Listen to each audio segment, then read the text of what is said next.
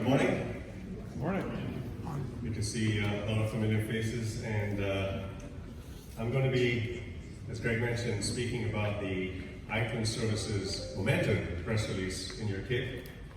And what's really exciting for us as our industry enters the digital twin era, so to speak, is the rapid innovation, obviously in technology, but also actually in the business models as the supply chain reconfigures with this new innovation. Since we last met together in London, I've spent a lot of time speaking to many of our users. I've been to various industry conferences. In fact, last month I was in the UK for the National Digital Twin Day. Perhaps some of you were there as well. And earlier this month in Chicago. And it's clear that from owner-operators to engineering firms, everyone has realized the need for digital twins, is trying to get there, and aren't quite sure how much of a disruption it's causing or is resulting with their business. But they all realize that if they don't take the next steps now, they're going to miss out on a significant opportunity. So this week, you will see how our digital twin cloud services help our users advance twin, as Greg mentioned, adding missing dimensions such as the context and chronology. But what's important for us is that we have delivered this in a way that minimizes the disruption because it leverages, extends, and builds on their current workflows. That's really important. And the kinds of benefits that digital twins brings is stuff like high fidelity visualization from various form factors, web browsers to mobile devices to even high mixed reality headsets like the HoloLens that you'll see, simulation workflows that help our users explore and optimize various design alternatives, design insights which leverage machine learning. With feedback loop between the physical and the digital, our users are able to make just-in-time interventions and extend the life of infrastructure, make it more resilient. So fundamentally, digital twins enable better decision-making across the infrastructure lifecycle. You will have many opportunities this week to learn more about it. Tomorrow during our Accelerate Day, there'll be sessions on how users create, visualize, analyze digital twins. There's a technology pavilion. And then please don't miss our technology keynote where on Thursday, where Keith Bentley, our Chief Technology Officer, our Bentley colleagues, and our users will be on stage showcasing digital twins in action, showcasing the benefits that they're realizing in their workflows with digital twins. Greg mentioned this as another proof point is the number of submissions. Over 139 of them have digital twin objectives and aspirations. And in fact, almost half of the finalists will speak about digital twin advancements and across all industries. We're talking about water, transportation, buildings, plants. So it really applies across every industry. Let me just briefly touch upon a few of the YII20 services that you will see in action this week.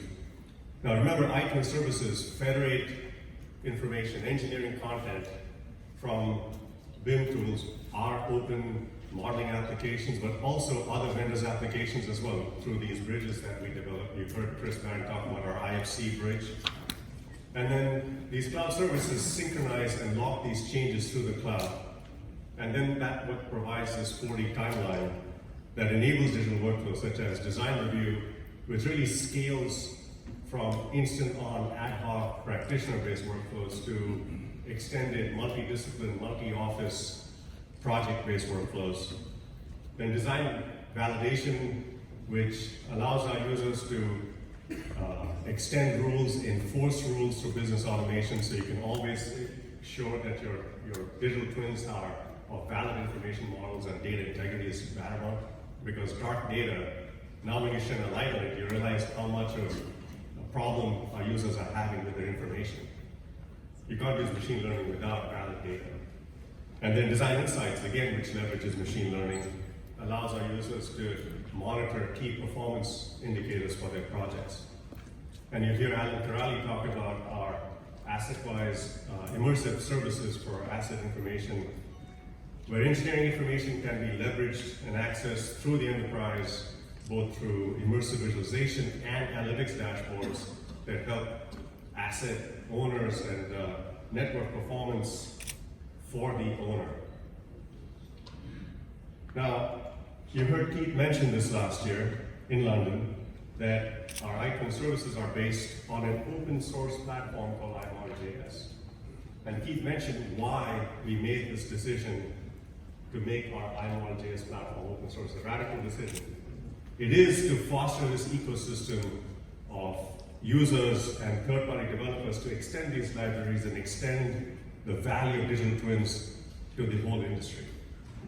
And you'll see some of this third-party ecosystem in action this week. I think one company has been leveraging this open source platform. It's a small company you might have heard of called Siemens. And there are many initiatives with Siemens underway. I'll speak briefly about two of them. So CALM stands for Capital Asset Lifecycle Management. It extends infrastructure digital twin workflows to Siemens Teamcenter, to the digital industry, and it leverages our ICON cloud services. Second is PlantSight, which is a joint offering that we have developed with them, and they deliver the benefits of digital twin workflows to owner-operators of process plants. It helps operations, maintenance, engineers make more informed decisions through these validated information models I talked about, because we aggregate PNIDs, 3D models, sensor data, other contextual data into one immersive environment, 4D environment. So there'll be many sessions to learn about PlantSight as well. And of course, take all the advantage of the ICON services learnings that we've put together for you, as you will see how our users create, visualize, analyze, simulate, and derive insights from digital twins. Thank you very much, and over to you,